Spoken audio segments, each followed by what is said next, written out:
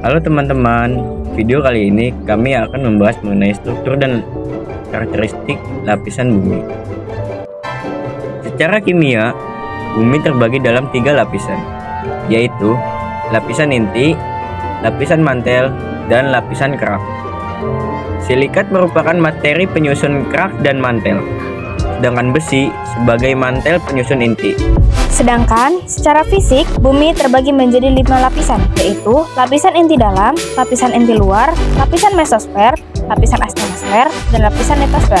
Kelima lapisan tersebut dibedakan bentuk fisiknya, yaitu padat dan cair. Nah, di video kali ini kami akan membahas mengenai struktur dan karakteristik lapisan bumi, baik secara kimia maupun secara fisik. Lapisan bumi yang pertama, kerak bumi. Kerak bumi adalah lapisan bumi paling luar, paling dingin, dan paling keras dari bagian-bagian bumi lainnya. Kerak bumi memiliki ketebalan berkisar 5-70 km atau kurang lebih 3-44 mil. Kerak bumi termasuk bagian paling tipis, bahkan hanya 1% dari keseluruhan volume bumi. Kerak bumi terbagi menjadi 2 bagian, yakni kerak samudra atau oceanic crust dan kerak benua atau continental crust.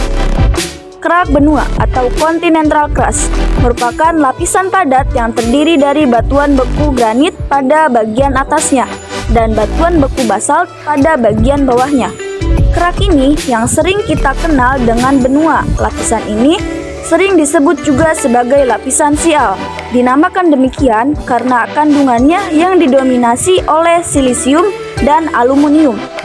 Yang kedua, kerak samudra atau oceanic crust merupakan lapisan padat yang terdiri dari endapan di laut pada bagian atas. Kemudian di bawahnya batuan-batuan vulkanik dan yang paling bawah tersusun dari batuan beku.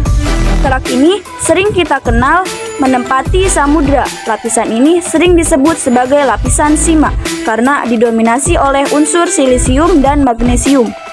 Perbedaan kerak benua dan kerak samudra dapat dilihat pada tabel berikut ini. Ketebalan pada kerak benua rata-rata 35-40 km, sedangkan di daerah pegunungan bisa mencapai 60-70 km.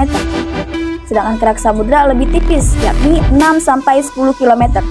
Umur batuan pada kerak benua lebih tua, mencapai 1.500 juta tahun, sedangkan kerak samudra lebih muda, bahkan kurang dari 200 juta tahun. Berat pada kerak samudra lebih ringan, dengan densitas 2,6 gram atau cm kubik, sedangkan pada kerak samudra lebih berat dengan densitas 3,0 gram atau cm kubik.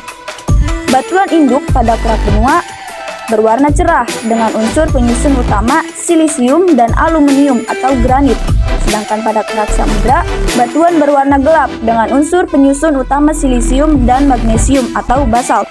Lapisan bumi yang kedua, mantel bumi. Lapisan mantel terletak di bawah lapisan kerak bumi.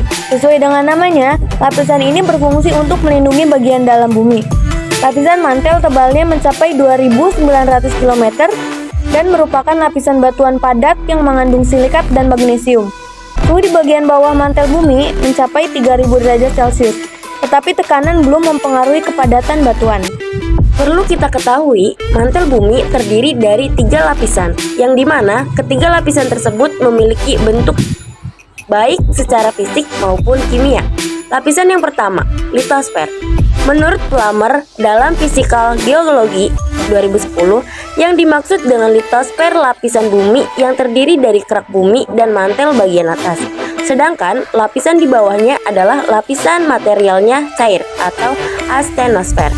Penyusun utama dalam lapisan litosfer adalah batuan yang terdiri dari campuran antar mineral sejenis atau tidak sejenis yang saling terikat secara gembur atau padat. Induk batuan pembentuk litosfer adalah magma, yaitu batuan cair pijar yang bersuhu sangat tinggi dan terdapat di bawah kerak bumi. Magma akan mengalami beberapa proses perubahan sampai menjadi batuan beku, batuan sedimen, dan batuan metamorf. Litosfer sendiri memegang peranan penting dalam kehidupan tumbuhan. Tanah bisa terjadi karena batuan di litosfer mengalami degradasi, erosi, maupun proses fisika lainnya. Batuan kecil dan pasir bercampur dengan hasil komponen organis makhluk hidup. yang kemudian membentuk tanah untuk digunakan tempat hidup sebagai organisme. Lapisan yang kedua, astenosfer. Astenosfer berasal dari kata asteno yang berarti lemah atau lambat. Astenosfer memanjang sekitar 100 hingga 700 km di bawah permukaan bumi. Tersusun dari material yang digambarkan seperti plastik hampir berbentuk cair. Hal tersebut berbeda jauh dengan lapisan di atasnya, litosfer, yang bertekstur keras dan kuat. Ciri atau sifat tersebut disebabkan karena interaksi suhu dan tekanan pada material astenosfer. Lapisan astenosfer diduga sebagai tempat formasi magma atau magma induk. Tinggi suhu di lapisan ini mencapai antara 1400 derajat Celcius hingga 3000 derajat Celcius, menyebabkan semua materi dalam keadaan cair atau semi cair. Lapisan yang ketiga, mesosfer. Mesosfer merupakan lapisan yang terletak di bawah lapisan astenosfer. Lapisan ini tebalnya 2400 hingga 2900 km. Mesosfer tersusun dari campuran batuan basal dan besi. Secara fisik, materi mesosfer bersifat padat. Lapisan bumi yang terakhir, inti bumi. Lapisan inti bumi disebut juga barisfer. Lapisan inti terdiri dari inti dalam yang padat dan inti luar yang terbentuk likuid. Inti dalam komposisinya berupa besi atau ferum dan nikel atau nikolum sehingga disebut juga lapisan yus. Inti luar komposisinya berupa besi dan silikat. Inti bumi memiliki jari-jari tebal 3.470 km dan batas luarnya kurang lebih 2.900 km. Inti dalam dan inti luar dipisahkan oleh lapisan peralihan setebal 140 km. Inti bumi dibungkus oleh mantel yang berkomposisi kaya magnesium. Inti dan mantel dibatasi oleh Gutenberg discontinuity. Struktur dan karakteristik lapisan bumi atau litosfer tidak hanya membahas mengenai lapisan-lapisan bumi saja, tapi litosfer juga berhubungan dengan batuan penyusun bumi. Mengapa demikian? Karena memang litosfer adalah lapisan batuan, dan batuan penyusun di muka bumi ini terdiri dari 3 jenis. Yang pertama ada batuan beku, yang kedua ada batuan sedimen, dan yang ketiga ada batuan metamorf. Di sini kita akan mengambil satu contoh batu yang akan kita jelaskan, yaitu batu obsidian. Batu obsidian adalah jenis batuan beku. Proses pembentukan batu obsidian yaitu batu obsidian berawal dari adanya lava cair gunung berapi yang dipaksa keluar mencapai permukaan bumi sebagai akibat erupsi gunung berapi. Sehingga lava permukaan yang mendingin dengan cepat lama-kelamaan mengalami pembekuan.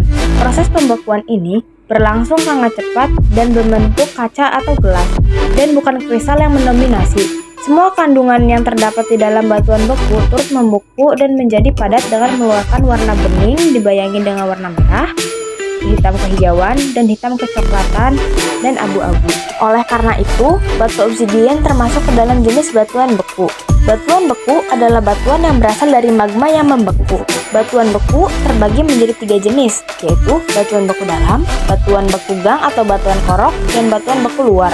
Perlu kita ketahui bahwa batu obsidian termasuk ke dalam jenis batuan beku luar, karena terbentuk di dekat permukaan bumi, dan proses pembekuannya cepat, sehingga strukturnya menjadi amorf. Contoh dari batuan beku luar tidak hanya batu obsidian, yakni ada juga batu basalt, batu andesit, dan batu apung. Ciri-ciri batu obsidian adalah berwarna hitam keabu-abuan, seperti kaca, tidak ada kristal-kristal, mempunyai retakan bergelombang pada bagian permukaan batuan, di mana retakan ini sebagai sumber keluarnya warna-warni cerah, dan teksturnya keras. Manfaat batu obsidian. Batu obsidian dapat digunakan untuk alat pemotong atau ujung tombak pada masa purbakala, dan juga bisa dijadikan kerajinan atau bisa juga dijadikan sebagai perhiasan. Oke, cukup sekian materi mengenai struktur dan karakteristik lapisan bumi serta batuan penyusun bumi. Semoga kalian semua dapat memahaminya.